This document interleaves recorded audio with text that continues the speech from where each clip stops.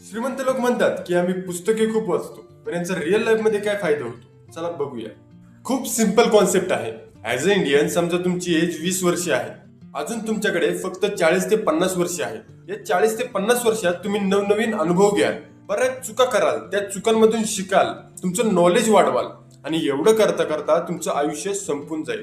पुस्तकांचं कॉन्सेप्ट पण इथूनच येतं.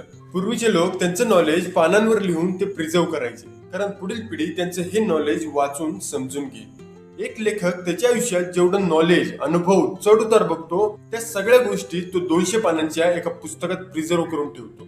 म्हणजेच आपण 4 दिवस देऊन एखादं पुस्तक वाचून पूर्ण केलं तर त्यातून आपल्याला ते लेखकाच्या लाईफचं सगळं नॉलेज आणि अनुभव भेटतं. जर तुम्ही 50 पुस्तके वाचली तर 50 लेखकांचं नॉलेज आणि एक्सपिरियन्स आपल्याला भेटतं. विचार करा, याने तुमचे कित्येक वर्ष वाचतील.